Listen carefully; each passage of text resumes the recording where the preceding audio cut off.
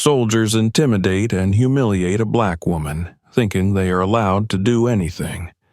But an unexpected twist changes everything when they find out who her husband is. Subscribe so you don't miss new stories, and post in the comments where you're watching from. Amara Carter had always believed in resilience.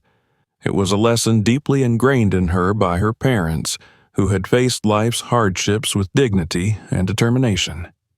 As she drove along the quiet rural highway, the sun beginning to set over the expansive fields, she thought of her mother's favorite saying, "Strength isn't in what you endure, but in how you rise after the storm." Amara had lived by those words, and tonight they felt particularly poignant. The conference had been a resounding success. Held in Atlanta, it was a gathering of scholars, activists, and policymakers discussing the persistent inequalities in the justice system.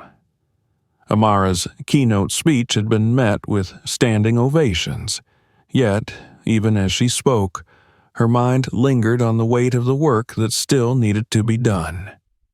Her message had been clear. Change was not just an institutional effort. It required individuals to confront their biases, challenge societal norms, and embrace true equality. She glanced at the clock on her dashboard. It was getting late, and her gas tank was dangerously low. She scanned the road ahead and spotted a small gas station in the distance. The fluorescent lights flickered against the encroaching dusk, illuminating a battered sign that read, "Roy's Gas and Goods." Amara pulled into the lot, her car crunching over loose gravel. The gas station was a relic of the past, its peeling paint and rusting awning giving it an almost eerie charm. A faded American flag hung limply from a pole near the entrance, and a row of dusty vending machines stood sentinel against the wall. Amara stepped out of her car and inhaled deeply. The air carried a mix of gasoline fumes and the faint aroma of pine from the surrounding woods. She adjusted her scarf against the cool evening breeze and made her way to the pump. It was then that she noticed them. Parked a few spaces away were two military-style Jeeps, their hoods propped open as if they'd been recently serviced. A group of men, dressed in fatigues, lounged nearby, their voices carrying over the otherwise still night. They were loud and boisterous, their laughter sharp and cutting against the silence. Amara instinctively lowered her gaze, her heart sinking slightly. Something about their demeanor set her on edge. She began filling her tank, trying to remain inconspicuous, but she could feel their eyes on her. It wasn't unusual. Being a black woman in the South often came with uninvited scrutiny, but this felt different. Their stares weren't just curious. They were probing, almost challenging. "Hey, look at that," one of the men said, his voice dripping with mockery. Amara's pulse quickened. She pretended not to hear, focusing on the rhythmic click of the gas pump. "Didn't know they let tourists out this late," another chimed in, drawing a burst of laughter from the group. Amara kept her composure, reminding herself that engaging would only escalate the situation. She had encountered men like these before, men who thrived on intimidation, who saw any sign of defiance as an invitation to assert dominance. Her silence was a shield, though she could feel her resolve being tested with every passing second. "Hey, you!" The voice was closer now, and Amara turned slightly, just enough to see one of the men approaching. He was tall and broad-shouldered, his fatigues worn loosely over a wiry frame. His smirk was cold and calculated, his eyes glinting with a dangerous mix of amusement and malice. "You lost or something?" he asked, crossing his arms over his chest. The others had fallen silent, their attention now fully focused on the interaction. Amara straightened her back, meeting his gaze with calm determination. "I'm just here to get gas," she said evenly, her voice steady despite the tension in the air. The man chuckled, shaking his head. "Funny thing, isn't it? Seeing someone like you in a place like this." His words were laced with condescension, each syllable a thinly veiled insult.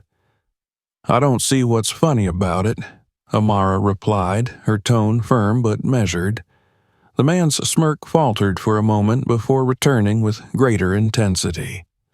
"Oh, she's got some fight in her, boys," he called back to his friends, eliciting another round of laughter. "What are you, some kind of activist or something?" Amara didn't respond. She finished filling her tank and replaced the nozzle, her movements deliberate and controlled. As she turned to walk back to her car, the man stepped into her path, blocking her way. "Now, hold on a second," he said, his voice low and menacing. "We're just trying to have a little conversation. No need to be rude." Amara felt her jaw tighten, but she refused to show any sign of fear. "I don't think we have anything to talk about," she said, sidestepping him. But as she moved, another man stepped forward, cutting off her escape. "Not so fast," he said, his grin matching the first man's. "We're just getting to know our guest here." The atmosphere had shifted. What had begun as mock and banter had taken on a more sinister edge. Amara's mind raced as she calculated her options. She could see her car just a few feet away, but reaching it felt like an insurmountable task with the men circling her like predators. One of them leaned in, his face close to hers. "You think you're better than us, don't you? Coming in here like you own the place?" Amara held her ground, her voice unwavering. "I think you've mistaken me for someone who's afraid of you." The man's expression darkened, and for a moment the only sound was the hum of the gas station lights. Amara's breath hitched as she realized just how isolated she was. The road was empty, the clerk inside the station invisible behind tinted windows. She was alone. As the men continued their taunts, Amara's thoughts turned to her husband, Michael. She could almost hear his voice urging her to stay calm, to avoid provoking them further. But even as she tried to heed his advice, she knew that this was not a situation she could talk her way out of. And so, as the sun dipped below the horizon, leaving the gas station bathed in shadow, Amara braced herself for what was to come. She had faced challenges before, but this felt different. This felt like a storm she might not be able to rise from. The silence that followed Amara's defiant words was deafening. For a fleeting moment, she thought that perhaps her unwavering stance had struck a nerve, that these men might reconsider their actions. But, as the smirk returned to the face of the man standing closest to her, she realized how mistaken she was. "Afraid? Oh, sweetheart, you don't know the meaning of the word yet," the man sneered, his voice dripping with mockery. His companions chuckled darkly, a sound that sent shivers down Amara's spine. The man who had blocked her path leaned lazily against the hood of her car, as if staking a claim to it. He gestured toward her, addressing his friends. "Look at her, acting all high and mighty, like she's better than us just 'cause she's got some fancy car and a scarf around her neck." Another man, younger than the rest but no less menacing, piped up. "Bet she thinks she's real smart, too. One of those types who tells us how we're supposed to live while she's out sipping lattes or whatever they drink in the city." Amara clenched her fists at her sides, her nails digging into her palms. She wanted to respond, to defend herself, but she knew that anything she said would only fan the flames. Instead, she focused on controlling her breathing, on keeping her fear at bay. But they weren't done with her yet. The man leaning against her car straightened up and took a step closer, invading her personal space. "You know, I don't think you've been properly introduced to Southern hospitality," he said, his tone mockingly polite. "We're a friendly bunch around here, always happy to make newcomers feel at home." The others laughed, their voices echoing in the stillness of the evening. Amara's heart raced as she tried to assess her options. The gas station clerk was still nowhere to be seen, and the highway remained eerily empty. She was on her own. "I don't want any trouble," she said finally, her voice firm but calm. "I'm just passing through." "Trouble?" the man repeated, feigning surprise. "Now, why would you think we'd cause any trouble? We're just having a friendly chat." The lie was as transparent as the smug expression on his face. Amara knew they were testing her, probing for weaknesses. They thrived on intimidation, and her refusal to cower was only aggravating them. The leader of the group, the one who had spoken first, stepped forward. He was older than the others, his face weathered and lined, but his eyes gleamed with a cruel intelligence. "You see, Missy," he began, his drawl thick, "we don't take too kindly to folks like you coming in here and acting like you own the place. This here is our town, our rules." Amara met his gaze, her voice steady despite the fear threatening to consume her. "I'm not here to challenge your rules. I just want to be on my way." "Well, now that depends," he said, a sinister smile spreading across his face. "You're in our town. That means you play by our rules." Before she could respond, one of the younger men reached into the Jeep and pulled out a rifle. He cradled it casually, as if it were nothing more than a toy, but the gesture was anything but casual. Amara's breath caught in her throat as he aimed it in her general direction, his finger resting lightly on the trigger. "Relax," he said, grinning. "It's not loaded, probably." The group erupted into laughter, the sound grating and cruel. Amara's mind raced. She couldn't let them see how much they were getting to her. She had to stay calm, to think of a way out of this without escalating the situation further. The man with the rifle gestured toward the ground with the barrel. "Here's the deal. You stand right there and we'll see how good my aim is. You don't move, and I don't miss. Simple enough, right?" "Don't be stupid," Amara said, her voice sharp. "This isn't a game." "Oh, it's not a game," he replied, his grin widening. "It's a test. Let's see if you've got nerves of steel, Miss City Girl." He stepped forward, the rifle still trained on her, and stopped just a few feet away. "Tell you what," he said, pulling an apple from his pocket. "We'll make it interesting."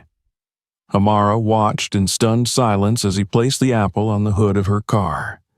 Then, with a flourish, he moved it to her head. Her stomach churned as the cold, round fruit pressed against her scalp. "Now don't move," he said, stepping back and raising the rifle again. "We wouldn't want to mess up that pretty little face of yours." The laughter that followed was muffled in Amara's ears. Her heartbeat thundered in her chest as she stood frozen, the weight of the apple on her head a chilling reminder of how far these men were willing to go. She wanted to scream, to fight back, but she knew it would only make things worse. One of the men, the quietest of the group, shifted uncomfortably. "Come on, man," he said, his voice uncertain. "This is going too far." "Shut up," the leader snapped, his tone brooking no argument. "She needs to learn her place." Amara glanced at the man who had spoken up. For a brief moment, their eyes met, and she saw something in his expression. Guilt, perhaps, or doubt. But whatever it wasn't enough to stop him from following orders. The man with the rifle adjusted his stance, taking careful aim. "Steady now," he said, his voice dripping with mockery. "Don't flinch." Amara closed her eyes, focusing on her breathing. She thought of her husband, of the strength he always seemed to carry with him. She thought of her parents, of the sacrifices they had made to give her a better life. And she thought of herself, of the countless battles she had fought and won. This was just another battle, and she would survive it. The sound of the rifle's safety clicking off sent a jolt of fear through her, but she stood her ground. She would not give them the satisfaction of seeing her break. Then, without warning, the man lowered the rifle and laughed. "See that? She didn't even flinch. Guess you're tougher than you look." The tension in the air dissipated slightly as the men erupted into laughter once again. But Amara knew this was far from over. They were toying with her, like cats with a cornered mouse, and she was running out of time. As the sun dipped below the horizon, casting the gas station in shadow, Amara's mind raced. She needed a way out, a way to end this nightmare before it spiraled even further out of control. And somewhere in the distance, the faint sound of engines drew closer, a glimmer of hope in the gathering darkness. The engine noise in the distance grew faint before it finally faded altogether, leaving only the oppressive silence of the gas station lot. For a brief, flickering moment, Amara had dared to hope that salvation was approaching. But as the sound disappeared, her heart sank again, her reality pressing in around her like a tightening noose. The laughter of the men continued to ring in her ears as they reveled in their little game. The man with the rifle rested it casually over his shoulder, still smirking as he paced back and forth in front of her. His companions leaned against the army jeeps, their smug expressions revealing how much they were enjoying the spectacle. Amara felt the apple still balanced precariously on her head. The weight of it was negligible, but the symbolism was crushing. Every second she stood there was another second of degradation, another step closer to whatever line these men might decide to cross next. Her breath came shallow and uneven, but she forced herself to remain as composed as she could. This wasn't just a test of her endurance. It was a battle for her dignity. The quiet man, the one who had shown the faintest glimmer of humanity earlier, shifted his weight uncomfortably again. His nervous glance toward Amara did not go unnoticed by the leader of the group. "Something wrong, Daniels?" The leader sneered, his tone laced with mockery. "You look like you've got something to say." Daniels hesitated, his gaze flickering between the leader and Amara. "I just think maybe we should cool it," he said finally, his voice low but firm enough to be heard. "This is going too far." The leader's face darkened, his smirk vanishing in an instant. He took a menacing step toward Daniels, his voice dropping to a cold growl. "Too far? What are you, her lawyer now? Or maybe you're just soft, huh?" Daniels looked down, his jaw tightening as he avoided the leader's glare. "I'm just saying," he muttered. "She's not worth it. Let's just leave her and go." "Not worth it?" The leader barked out a laugh, loud and mocking. He turned back toward Amara, gesturing toward her with his rifle. "You hear that? He thinks you're not worth it. What do you think about that, missy?"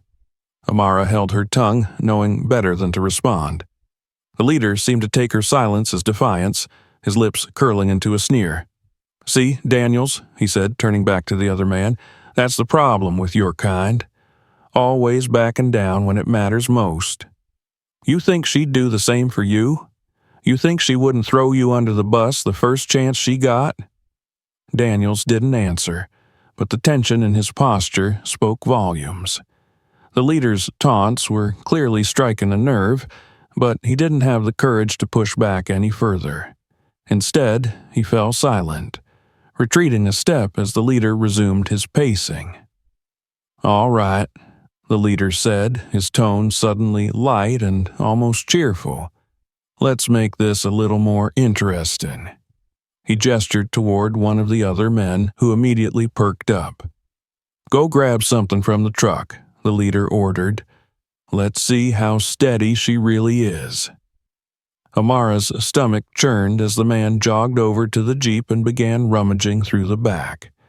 When he returned, he was holding a small metal canister. He tossed it to the leader, who caught it effortlessly and held it up for Amara to see. "Spray paint," he said with a grin. "Let's see if we can make you a little more colorful." The men erupted into laughter again, their amusement echoing through the empty lot. The leader uncapped the canister with a theatrical flourish and shook it vigorously before approaching Amara. "Hold still now," he said, his voice dripping with mockery. "Wouldn't want to mess up this masterpiece." Amara closed her eyes as the first cold spray hit her cheek. The stench of the paint filled her nostrils, making her stomach turn. The men laughed even harder as the leader began to spray random patterns across her face and clothes, turning her into a grotesque canvas for their twisted amusement. When he finally stepped back to admire his handiwork, Amara opened her eyes again, blinking away the stinging fumes. She refused to let them see the tears threatening to spill over. She refused to give them that satisfaction. "Perfect," the leader said with a smirk. "You're looking more patriotic already." The men cheered and clapped as if he had just delivered the punchline to the world's funniest joke. Daniels, meanwhile, stood off to the side, his expression unreadable. He glanced at Amara again, and for a moment she thought she saw something like regret in his eyes. But it wasn't enough. He wasn't going to stop them. Not yet. "All right, boys," the leader said, clapping his hands together. "Time for the grand finale." Amara's heart sank as he turned back to the Jeep and retrieved another item. This time it was a length of rope. He tossed it to one of the other men, who immediately began tying a loop at one end. "We'll give her a little practice in rope tricks," the leader said with a grin. "See if she can dance for us." "No!" Daniel's voice rang out, louder and firmer than before. He stepped forward, his hands clenched into fists. "That's enough. This isn't funny anymore." The leader rounded on him, his grin twisting into a snarl. "What's your problem, Daniels? You going soft on us?" "I said that's enough," Daniels repeated, his voice shaking but resolute. "You're going to get us all in trouble." The tension between the two men was palpable. The others exchanged uneasy glances, clearly unsure of how to react. The leader took a step toward Daniels, his jaw tightening. "You think you're in charge now?" he growled. "You think you get to tell me what to do?" Daniels held his ground, his gaze unwavering. "I think you're making a mistake," he said evenly, "and I'm not going to be a part of it." For a moment, it seemed like the leader might lash out at Daniels, but then a new sound cut through the tension, the distant rumble of engines. This time, it wasn't faint. It was getting louder, closer, until the unmistakable shape of a black SUV appeared at the edge of the lot. The leader froze, his eyes narrowing as the SUV pulled into the gas station and came to a stop. The men exchanged nervous glances, their bravado suddenly faltering. The driver's side door opened, and a figure stepped out. Amara's breath caught in her throat as she recognized him immediately. It was Michael, her husband, and he was in uniform. The men stared in stunned silence as Michael approached, his posture rigid and his expression cold as steel. He didn't say a word as he surveyed the scene, the rifle still slung over one man's shoulder, the spray paint dripping from Amara's face, the rope hanging limply in another man's hands. Finally, he spoke, his voice calm but deadly serious. "What the hell is going on here?" The leader opened his mouth to respond, but no words came out. For the first time all evening, he looked genuinely afraid. Michael's gaze shifted to Amara, and his jaw tightened. Without waiting for an answer, he turned back to the men and said, "Put the rifle down. Now." The command was met with silence, but the authority in his voice was undeniable. Slowly, reluctantly, the man with the rifle slung it off his shoulder and set it on the ground. Michael took a step closer, his eyes narrowing. "Who's in charge here?" The leader hesitated, his bravado completely gone. I am," he stammered. Michael's expression didn't change. "Then you'd better start explaining yourself, and you'd better pray I like what I hear." The leader's hesitation was palpable. His once arrogant demeanor now wilted under the imposing presence of General Michael Carter. The stark authority in Michael's voice and the unwavering intensity of his gaze left little room for defiance. The other men shuffled uneasily, their earlier bravado dissolving like mist under the harsh glare of the rising sun. Michael stood in front of them, his back straight, his uniform pristine, and his eyes locked onto the group with an icy precision that spoke volumes. Amara, still standing where she had been, the apple long discarded, felt a surge of relief at his presence, but her exhaustion and humiliation anchored her to the spot. Her body screamed for release, but she refused to collapse. She would not give these men the satisfaction of seeing her break. The leader, clearly struggling to find words, finally stammered, "Sir, this isn't what it looks like." Michael's expression remained unchanged. He crossed his arms over his broad chest, a subtle yet powerful gesture that demanded obedience. His tone was cold as steel when he spoke again. "Oh, I think it's exactly what it looks like. And unless you want to make this worse for yourself, you'll start talking. Now." The leader glanced at his comrades, searching for support, but their silence was deafening. Even Daniels, who had tried to intervene earlier, avoided his gaze. Left with no allies, the leader swallowed hard and began to speak. "We were just messing around, sir," he said, his voice wavering. "It wasn't serious." Michael's eyes narrowed. "Messing around? Is that what you call pointing a weapon at an unarmed civilian? Is that what you call defacing someone's property and person? Explain to me how any of this falls under messing around."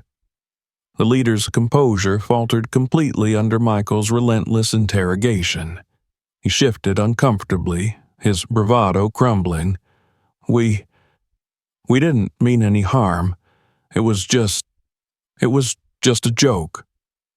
Michael took a step closer and the air seemed to grow colder. "A joke," he repeated, his voice low and dangerous. "You call threatening a civilian with a loaded firearm a joke? You call degrading and dehumanizing someone a joke? Do you have any idea what you've done? Do you understand the disgrace you've brought upon yourself, your unit, and this uniform?" The leader opened his mouth to respond, but was silenced by a sharp gesture from Michael.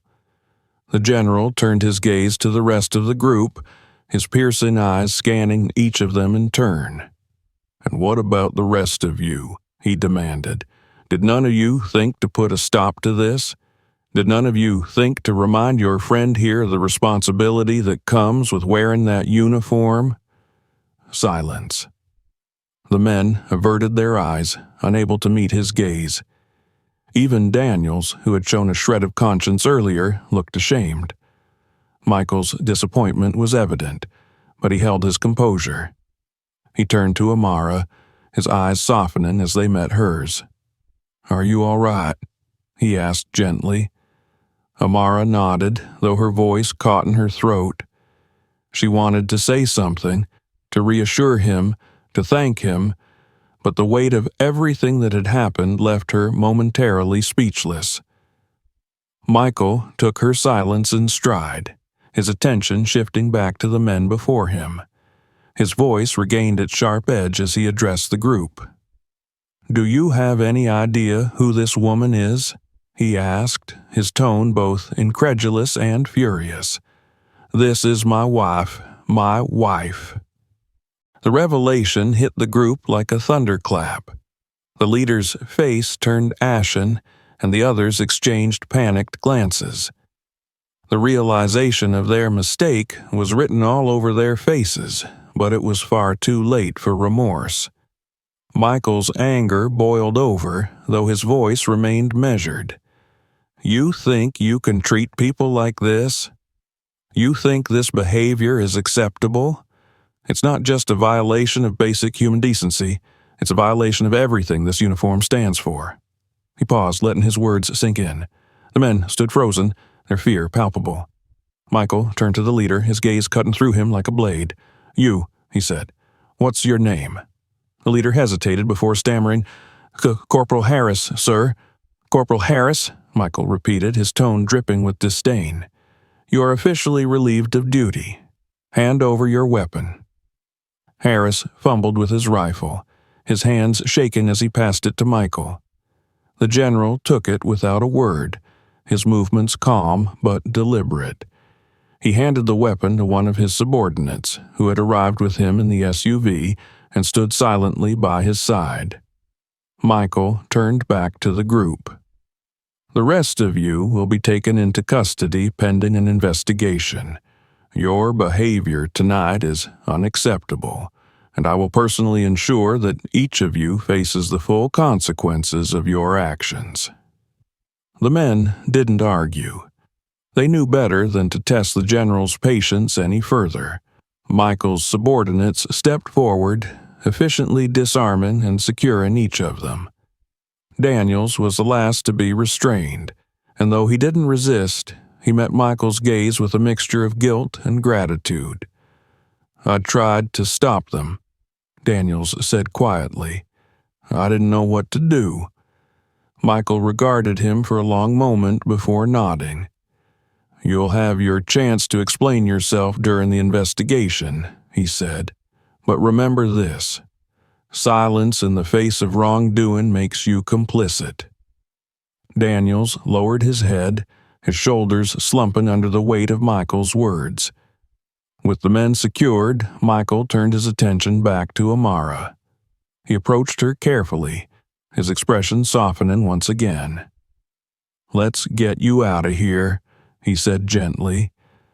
Amara nodded, finally finding her voice. "Thank you," she whispered. Michael placed a reassuring hand on her shoulder, his touch a reminder of the strength she so desperately needed. Together, they walked toward the SUV, leaving the chaos behind them. As they drove away, Amara couldn't help but glance back at the gas station. The sight of the men being loaded into another vehicle filled her with a mix of relief and sadness. Relief that the ordeal was over, but sadness at the realization of how deeply entrenched the hatred and ignorance she had faced were. Michael's voice broke the silence. "We'll get through this," he said firmly. "I promise you." Amara turned to him, her eyes brimming with gratitude. For the first time that night, she allowed herself to believe him. The drive back to the base was heavy with unspoken words. The air inside the SUV was taut with tension, but neither Michael nor Amara broke the silence. He kept his eyes on the road, his hands gripping the steering wheel with a force that turned his knuckles white. Amara sat beside him, her arms crossed tightly over her chest, as though shielding herself from the lingering shadows of what had just transpired. The events at the gas station replayed in her mind on an endless loop. The laughter, the threats, the cold press of the apple against her head. Even now, hours later, she could feel the sticky remnants of spray paint on her skin, an acidic reminder of the humiliation she had endured. Every memory was a wound, fresh and raw. Michael stole a glance at her as they neared the base gates. "You don't have to come inside," he said softly. "I can handle the rest." Amara shook her head, her voice steady but tinged with steel. "No, I need to see this through." Michael nodded, understanding her resolve. He had seen that look in her eyes before, the same unwavering determination she carried into every battle she fought, whether in courtrooms, classrooms, or conference halls. This was no different. As they pulled into the base, the glow of the overhead lights cast sharp shadows on the neat rows of barracks and vehicles. Michael parked the SUV near the command center, stepping out with an air of authority that seemed to ripple through the air. Amara followed, her shoulders squared despite the exhaustion weighing her down. Inside, the command center was a hive of activity. Officers moved briskly between desks, their conversations low and urgent. The news of the incident had clearly preceded their arrival. Michael's reputation as a fair but unyielding leader had ensured that no one would take this lightly. Colonel Ramirez, a stout man with sharp eyes and a no-nonsense demeanor, approached them as they entered. His expression was grave. "General Carter," he said, saluting, "we've detained the men as ordered. They're in Holden for now." "Good," Michael replied, his tone clipped. "I want a full report on my desk by morning. Every detail, every witness statement. No exceptions." Ramirez nodded, his gaze flickering briefly to Amara. There was no mistaking the recognition in his eyes. He knew who she was, and he understood the gravity of the situation. "Mrs. Carter," he said, inclining his head respectfully, "I'm deeply sorry for what happened. We'll ensure justice is served." Amara acknowledged his words with a curt nod. She appreciated the sentiment, but apologies felt hollow in the face of what she had experienced. Justice wasn't about words, it was about action. Michael and Amara were led to a secure conference room where a small team of senior officers awaited them. The atmosphere was tense, the air thick with a mixture of shame and determination. As Michael took his seat at the head of the table, Amara stood behind him, her presence a silent reminder of the stakes at hand. "Let's begin," Michael said, his voice cutting through the tension like a blade. "I want to know exactly how this happened. How did a group of soldiers under our command think this behavior was acceptable? And more importantly, what are we going to do to make sure it never happens again?" The room fell silent as the officers exchanged uneasy glances. Finally, Major Peterson, a wiry man with graying hair, spoke up. "Sir, I believe this incident reflects a deeper issue within our ranks. Prejudices like these don't develop overnight. They're ingrained over time, and they thrive in environments where accountability is lacking." Michael's jaw tightened, but he nodded. "Go on." Peterson hesitated, glancing at Amara before continuing. "With all due respect, General, this isn't just about these particular men. It's about the culture they've been allowed to operate in. We need to look at the bigger picture." Michael leaned back in his chair, his expression unreadable. Amara could feel the weight of his thoughts, the conflict raging within him. He had dedicated his life to the military, to the values it was supposed to uphold. To hear that those values had been undermined, perhaps even on his watch, was a bitter pill to swallow. Amara placed a hand on his shoulder, a silent gesture of support. "He's right," she said, her voice steady. "This isn't just about punishing the men who did this to me. It's about addressing the system that allowed it to happen." The room fell silent again as her words hung in the air. Michael closed his eyes briefly, then opened them with renewed focus. "All right," he said. "What do you propose?" Over the next hour, the team discussed potential strategies for addressing the issue. They talked about mandatory diversity and sensitivity training, stricter disciplinary measures, and anonymous reporting systems to ensure that soldiers felt safe speaking out against misconduct. Amara contributed her insights, drawing on her experiences as an activist and advocate for systemic change. By the time the meeting concluded, a plan of action was beginning to take shape. It was just the first step, but it was a step in the right direction. As they left the command center, the weight of the night seemed to settle even heavier on Amara's shoulders. She turned to Michael, her voice soft. "This isn't going to be easy." He nodded, his expression somber. "I know, but we'll get through it, together." Amara wanted to believe him. She wanted to believe that change was possible, that the system could be reformed. But the scars of the night ran deep, and she knew that healing would take time. Back at their quarters, Michael made her a cup of tea while she washed the remnants of the spray paint from her face. The hot water stung as it touched her raw skin, but she welcomed the pain. It was a reminder that she had survived, that she was still standing. As she sat at the kitchen table, the warmth of the tea cradled in her hands, Michael joined her. He reached across the table and took her hand in his grip firm yet gentle. "I'm sorry," he said, his voice barely above a whisper, "for everything." Amara looked into his eyes, seeing the guilt and anguish that mirrored her own. "It's not your fault," she said, "but it's our responsibility. We can't let this happen again." He nodded, his determination matching hers. "We won't." They sat in silence for a while, the events of the night slowly giving way to the promise of a new day. The road ahead would be long and difficult, but they would face it together.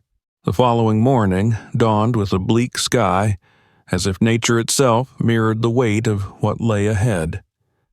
Amara awoke early, though sleep had been fitful at best.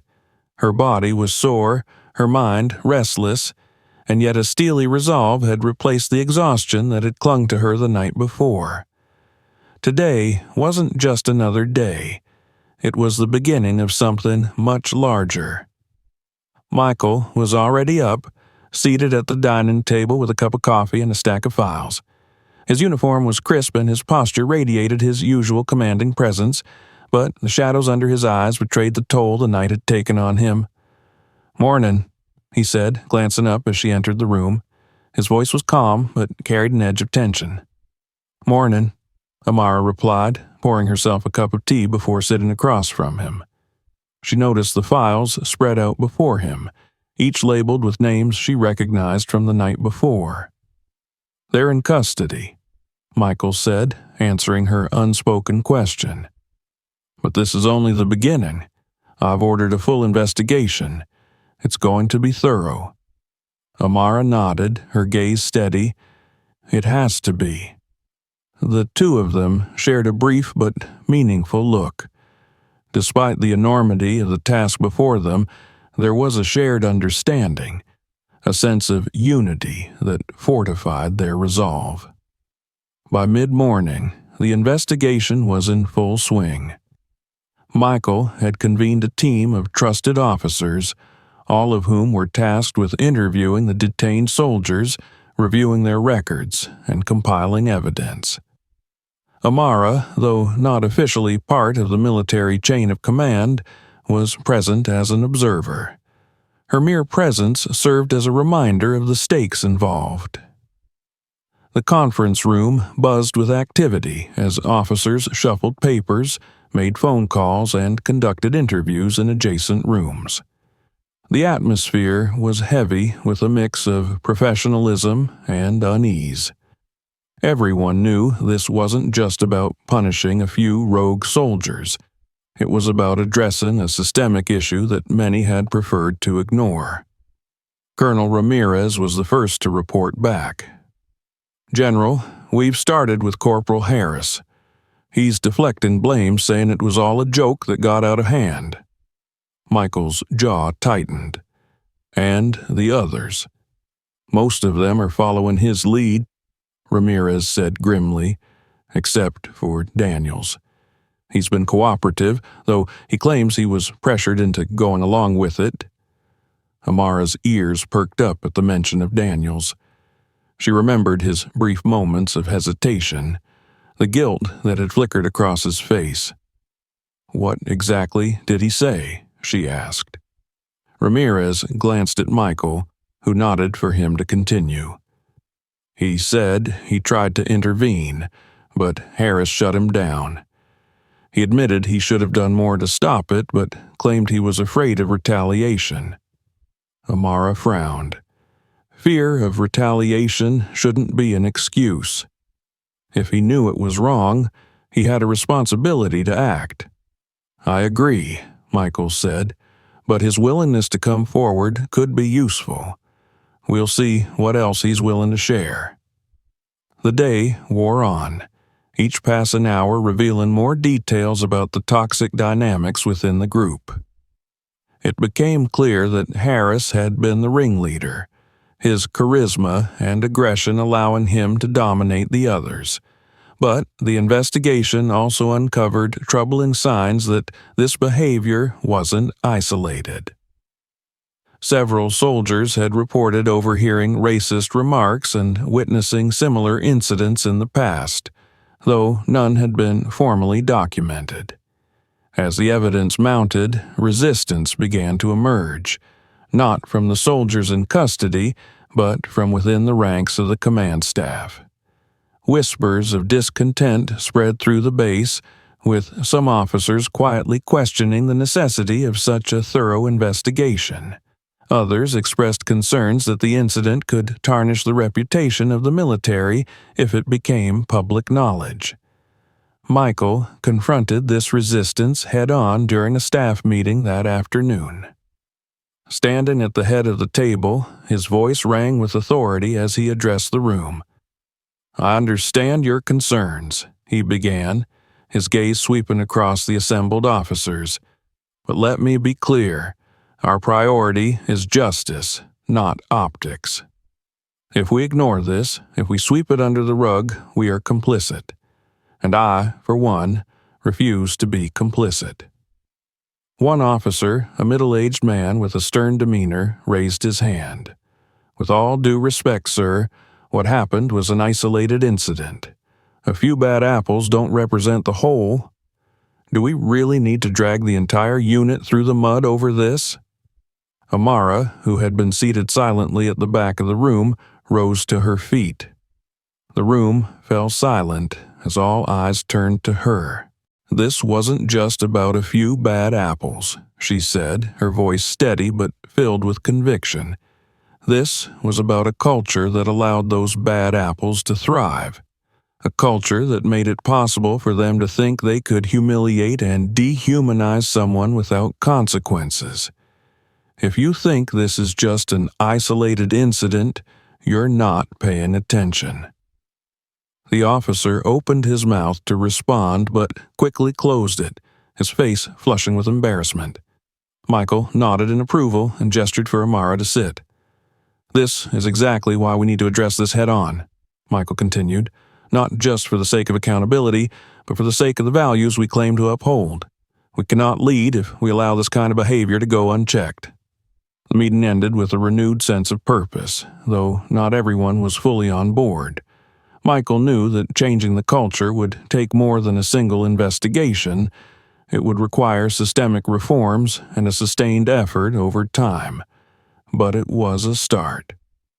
Later that evening, Michael and Amara returned to their quarters, both mentally and emotionally drained. As they sat together on the couch, Michael broke the silence. "I've spent my entire career believing in the integrity of this institution," he said, his voice heavy with emotion. "But seeing this, it's shaken me." Amara placed a hand on his arm, her touch gentle but firm.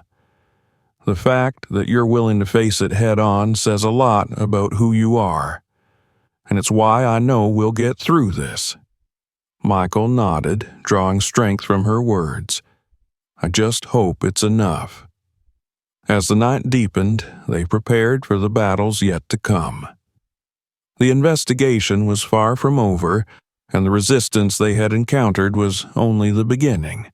But together they were determined to see it through, no matter the cost. By the following week, the weight of the investigation had grown heavier, pulling at the seams of the base's fragile sense of normalcy.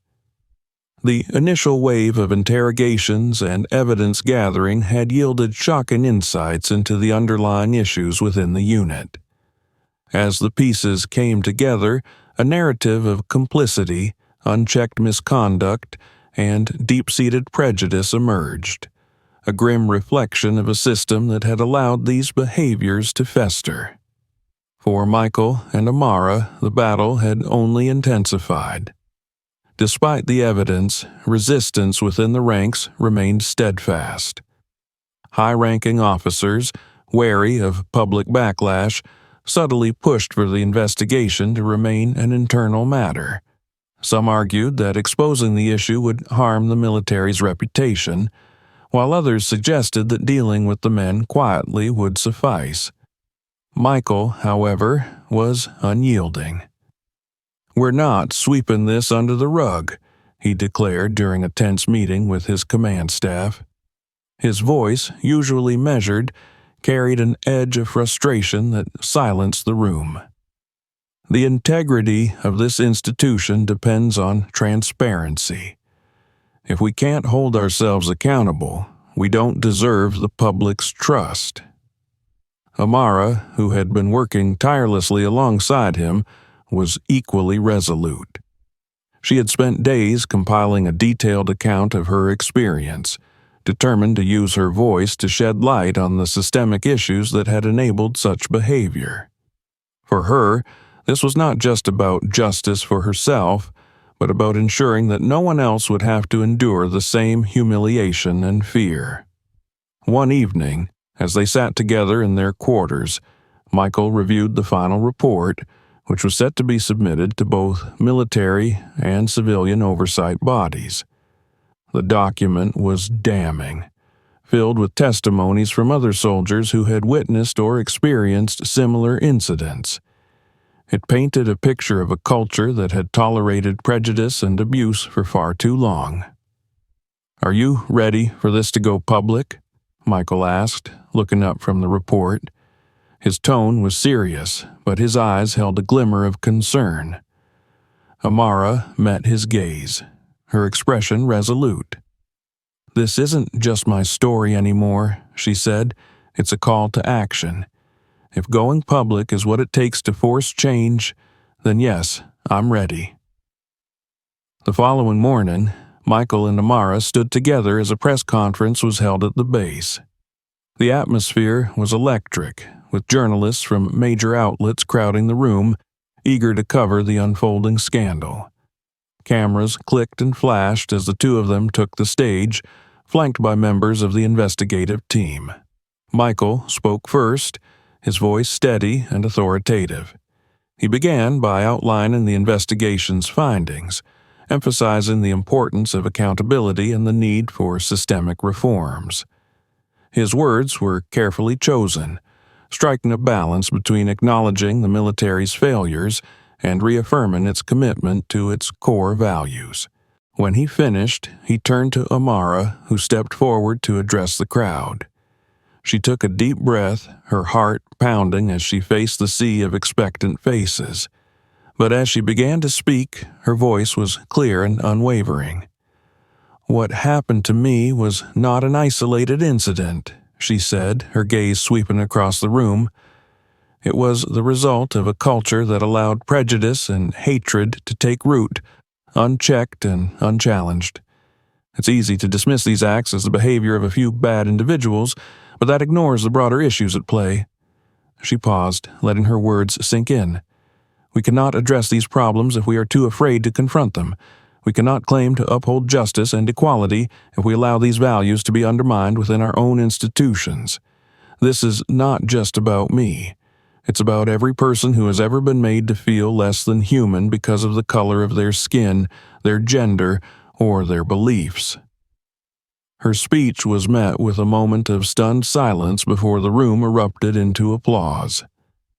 It was a powerful moment, one that underscored the gravity of the situation and the importance of the steps being taken to address it. In the days that followed, the story gained national attention. News outlets ran headlines highlighting the scandal, and social media buzzed with discussions about the need for reform within the military. Public opinion was divided. While many praised the Carters for their courage and integrity, others accused them of tarnishing the military's reputation. The backlash was swift and fierce. Michael faced criticism from some of his peers who accused him of betraying the institution he had served for decades. Amara, too, became a target, with detractors questioning her motives and accusing her of seeking attention. But neither of them wavered. As the weeks turned into months, the investigation culminated in a series of sweeping changes.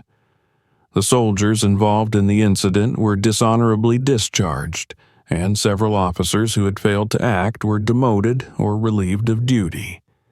New policies were implemented, including mandatory training on diversity and inclusion, enhanced protections for whistleblowers, and the establishment of an independent oversight committee to handle complaints of misconduct.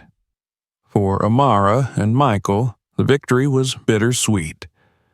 While they were proud of the progress that had been made, they knew the fight was far from over. The reforms were a step in the right direction, but cultural change would take time and unwavering commitment. One evening, as they sat together on their porch, Amara reflected on the journey they had undertaken. "Do you think it'll be enough?" she asked, her voice tinged with both hope and uncertainty. Michael took her hand in his grip firm and reassuring. "It's a start," he said, "and sometimes that's all we can ask for, a chance to start." Amara nodded, her gaze drifting to the horizon. The road ahead was long, but for the first time in weeks she felt a glimmer of hope. They had faced the storm and emerged stronger, united in their resolve to build a better future, not just for themselves, but for everyone who believed in justice and equality. And with that, they sat in companionable silence, watching as the setting sun painted the sky in hues of gold and crimson, a reminder that even after the darkest of nights, the dawn always came. Let me know if you'd like to refine any part of the story or discuss further details. Thank you for watching. If you enjoyed this story, don't forget to hit the subscribe button to stay updated on more thought-provoking tales. Share this video with your friends and family to keep the conversation going. And while you're here, check out our other videos. We've got more stories waiting for you. See you in the next one.